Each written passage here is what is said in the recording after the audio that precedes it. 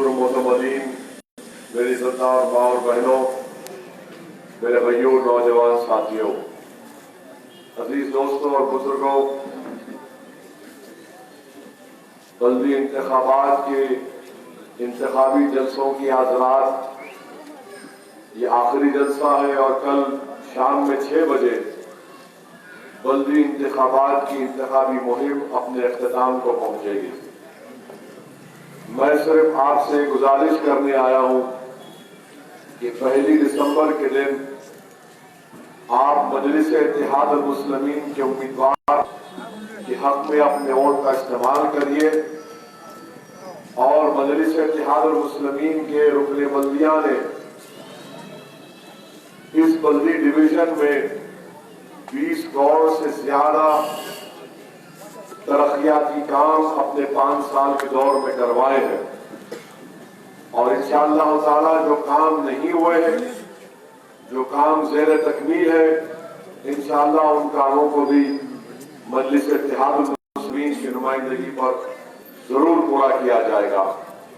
जिन मुस्तहक हजरात को या खवातीन को हुकूमत की 10,000 स्कीम के पैसे नहीं मिले, इंशाअल्लाह ताला 4 तारीख के बाद उनको मी सेवा में उनका नाम जो आप दिए हैं उसको जमा कर देंगे और या फिर आप खुद कर सकते हैं और डायरेक्ट उनके बैंक अकाउंट में वो पैसे जमा हो जाएंगे। मैं इसका आपसे वादा कर रहा हूं।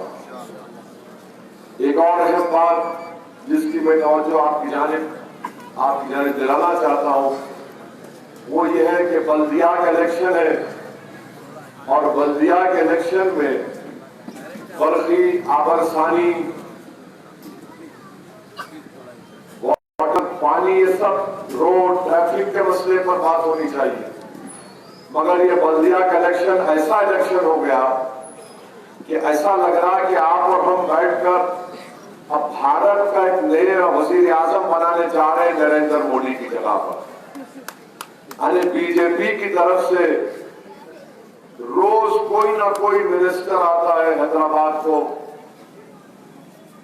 कभी ये मिनिस्टर तो कभी वो मिनिस्टर, बहरहाल पूरे के पूरे उतर गए यहां पर। उनको दिल्ली से ज्यादा हैदराबाद पसंद आ गया और यहां उतरते ही प्रेस कॉन्फ्रेंस करते हैं, मजलिस को गालियां देते हैं, पुराने शहर की तौहीन करते हैं और कहते हैं कि पुराने शहर में हम सर्जिकल स्ट्राइक करेंगे, पुराने शहर से पाकिस्तानियों को, रोहिंग्याओं को, अफगानियों को निकालेंगे।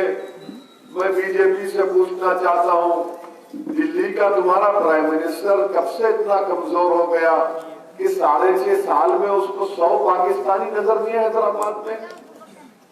अगर है तो नाम निकालो, 100 गैर पाकिस्तानी जो गैर कानूनी यहाँ पर रहने, नाम दो उनका। रोहिंग्या अगर गैर कानूनी रह रहे हैं तो दो उनको नाम बताओ। नाम नहीं बताएंगे और सिर्फ बोल देंगे देखो मजलिस की वजह से पूरा ऐसा होगा, और फिर ये बोलना कि सर्जिकल स्ट्राइक करेंगे हैदराबाद पुराने शहर में। सर्जिकल स्ट्राइक एक फौज दूसरे मुल्क की फौज पर करती है।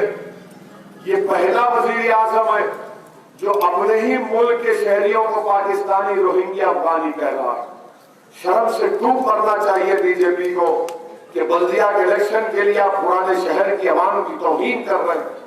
यहाँ पर हिंदू भाई भी रहते हैं, यहाँ पर दलित भाई, यहाँ पर बैकवर्ड क्लास के लोग, यहाँ पर मुसलमान, यहाँ पर सिख, यहाँ पर ईसाई भी रहते हैं।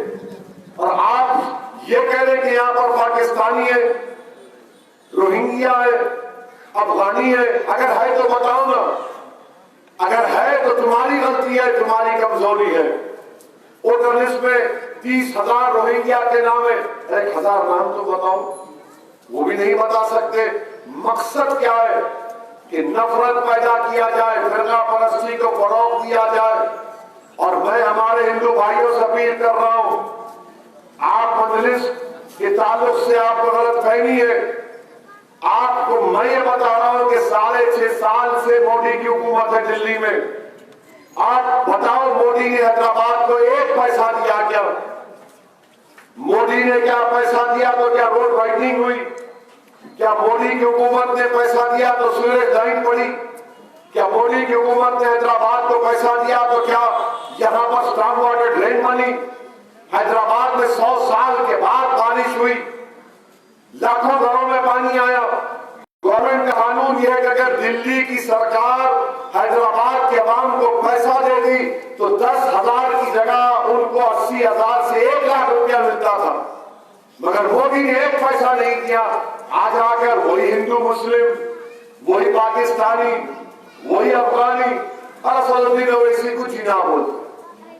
अरे क्या जिना से इतनी मोहब्बत क्यों है भाई? क्या कोई पुराना रिश्ता है आपका उनसे? क्या कोई ऊपर को आश्री करे थे क्या? वो गुस्सा हमारे पे क्यों निकाल रहे आप? मेरी गलती क्या है कि मैं बरतानिया जाकर कानून की डिग्री हासिल किया।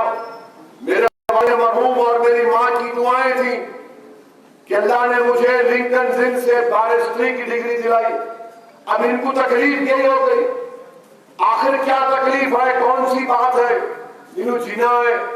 अरे बाबू, अगर मैं बोलना शुरू करूं ना तो फिर याद रखो तुम बहुत परेशान हो जाओगे। और हैदराबाद की पुलिस तो केस बुक करने में माहिर है। एक एमपी को जिना बोल रहे तो आप मुंह नहीं खोलेंगे?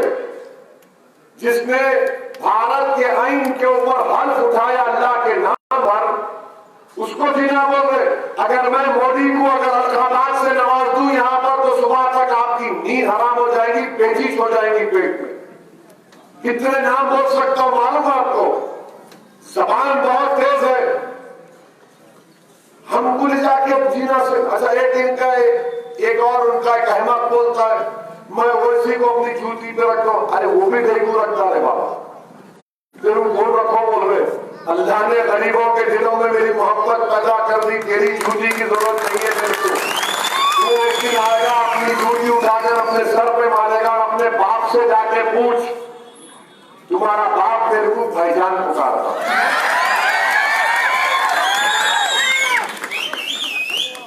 अब इतना ही बोला हूं, बहुत बोल सकता हूं। खाली चुमकी लिया तो अब रात भर नहीं आएंगे सुने तो। इस बात से हैदराबादियों से बोलते गुजाना नहीं गुजाए तो गुजरी गुजाने वाले को जाते। हमको बोल रहे अरे हैदराबाद में तुम क्या करे बताओ ना? कौन सा फ्लाईओवर में पैसे दिए, पानी की लाइन को क्या दिए? कुछ नहीं। खाली हैदराबाद से उतरते कि हैदराबाद का नाम बदल देते। अरे तुम्हारी नस्लें खत्म हो जाएंगी, हैदराबाद का नाम हैदराबाद रहेगा इंशाअल्लाह। और आपको हैदराबाद के अवाम को मैं पैगाम दे रहा हूं, ये इलेक्शन यकीनन कई उसूलों पर कई इश्यूज पर होगा। अगर आप ये इलेक्शन मुकाबला होगा हैदराबाद और भाग्यनगर का नाम रखने वालों से। अगर आप हैदराबाद को हैदराबाद रखना चाहते हैं तो आप मंजलिस के निशान पतन पर मोहर लगाइए और इंशाअल्लाह ताला अल्लाह हैदराबाद को ही कामयाब करेगा। अल्लाह हैदराबादियों को कामयाब करेगा। नाम बदल देंगे, हर जगह नाम बदल देंगे। अरे तुम्हारा नाम बदल जाएगा मगर हैदराबाद का नाम नहीं बदलेगा इंशाअल्लाह। ये इनकी सोच है। वो चीफ मिनिस्टर आए यूपी से, उन्होंने बोले मैं नाम बदल देता हूं। अरे भाई साहब, आप क्या ठेका लेके रखे? अच्छा इनसे पूछो ताजमहल कौन बनाया? वो नहीं मुगल बादशाह नहीं बना, वो कोई और बनाए थे, हमारे आदमी बनाए थे, इसलिए उस वहां पे अरे हर चीज पे तक। अब कुतुब मीनार बोले वो भी नहीं है। क्या क्या अब कल बोलेंगे चार मीनार कोई और बनाया था। अरे चार मीनार को आरे कल आए तो देखो कितना खूबसूरत चार मीनार है। देखो कैसा उसके चार मीनारे हैं, कितनी खूबसूरत इमारत है, कितना सुकून है वहां पे। मर नहीं कोई बोलता मैं किले पे अपना झंडा लहराऊंगा। अरे झंडा क्या लहराएंगे तुम? किला हमारा है, वो सियासी किला हमारा है, वहां पे तिरंगा लगा हुआ है। इससे बड़ा झंडा कौन सा है तुम्हारे पास? ना तुम्हारा झंडा लगेगा ना तुम्हारा डंडा चलेगा। यहाँ पर मंजिल थी और रहेगी इंशाअल्लाह। 6.5 साल में कोई कर्फ्यू तो छोड़ो, टेंशन नहीं हुआ। तमाम लोग मिलकर काम कर रहे हैं और बीजेपी हैदराबाद के अमन को खराब करना चाहती है। मैं पुलिस से कह रहा हूं, आप कैसा बुक कर रहे हैं, इनके पीछे क्या है मालूम करो। आप शहर के अमन को हमको और आपको बचा के रखना है और हम अपने शहर के अमन को मजबूत रखेंगे और इंशाअल्लाह ताला यहां से पहले से ज्यादा तादाद में मजलिस के अराकीन बल्दिया कामयाब होंगे इंशाअल्लाह ताला। मेरी आप तमाम से गुजारिश है कि बीजेपी के इस नफरत के पैगाम को रिजेक्ट करिए, मुस्तरद करिए। इनके पास दिखाने को कुछ नहीं है। हैदराबाद के लिए क्या किए कुछ नहीं बता सकते, सिवाय इसके कि गाली देना उन्हों उतरते शुरू करते गुफ्तगू असदुद्दीन ओवैसी से और खत्म करते अपने भाईजान और दूल्हे भाई असदुद्दीन ओवैसी के ऊपर। मेरे अजीज दोस्तों और बुजुर्गों, मैं आपको ये भी बताना चाह रहा हूं कि अहमद मलाला को आपने यहां पर तीसरी मर्तबा मुंतखब किया और अहमद मलाला जब से मजलिस के एमएलए बने, मलकपेट में डेवलपमेंट के काम बड़ी तेजी से हो रहे हैं। अहमद मलाला और मजलिस इत्तेहादुल मुस्लिमीन ने यहाँ पर सबको साथ लेकर काम कर रहे हैं, किसी को छोड़ नहीं रहे, सबको खरीद करके सबका साथ लेकर हर एक की जो काम है, उनके तरक्की के काम है, महलों में काम करवाए जा रहे हैं।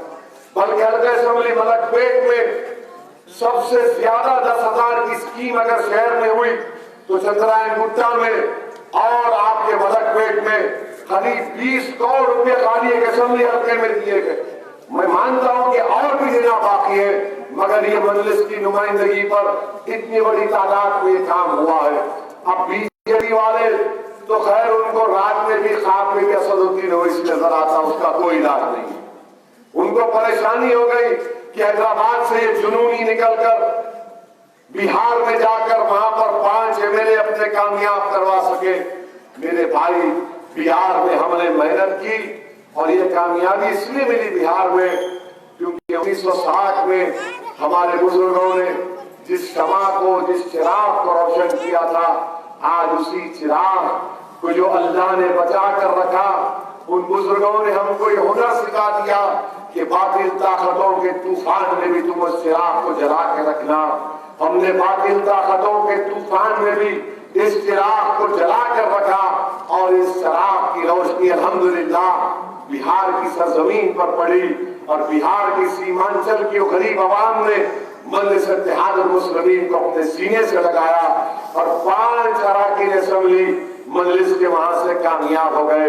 मेरे अजीज दोस्तों और बुजुर्गों, इस कामयाबी के सिलसिले को हमको और आपको जारी और सारी रखना है। पहले से ज्यादा तादाद में मेरी आपसे गुजारिश है कि अपने वोट का इस्तेमाल करिए। मैं तमाम से अपील कर रहा हूं, हमारे हिंदू भाइयों से, हमारे मुसलमान भाइयों से, दलित भाइयों से, बैकवर्ड क्लास के हमारी खवातीन से कि आप सब मिलकर आइए और मजलिस को सपोर्ट करिए। मजलिस